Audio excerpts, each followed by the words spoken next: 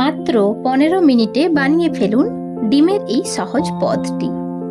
হাতে যদি সময় কম থাকে তাহলে ঝটফট বানিয়ে নিন এই রেসিপিটি। তো চলুন, প্রথমেই ডিমগুলোকে সেদ্ধ করতে হবে 7 মিনিট মতো। যতক্ষণ ডিমগুলো সেদ্ধ হচ্ছে ততক্ষণে সরিষা, পোস্ত এবং কাঁচা লঙ্কা ভিজিয়ে রাখুন।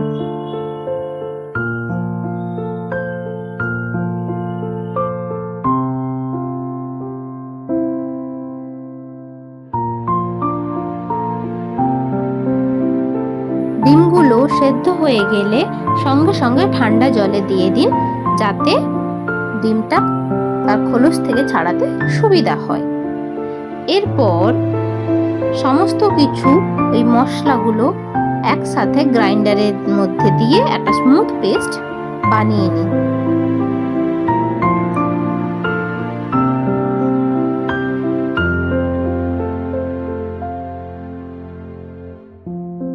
এই পেস্টের মধ্যে এখন সামান্য টক দই এবং লবণ ও হলুদ গুঁড়ো দিয়ে ভালোভাবে মিশিয়ে নিন।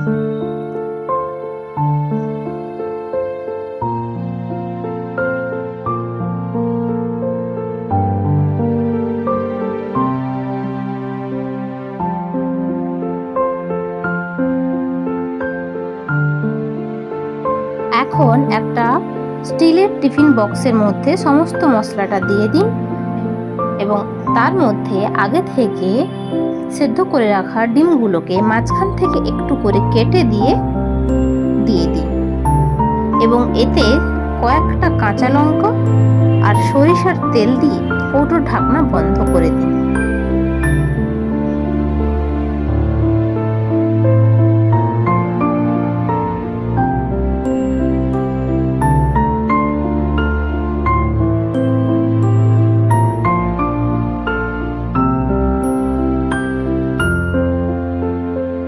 এরপর আগে থেকে ফুটতে থাকা জলের মধ্যে এই কৌটোটা বসিয়ে আপনারা এটাকে ভাপাতে দিন 7 মিনিট মতো।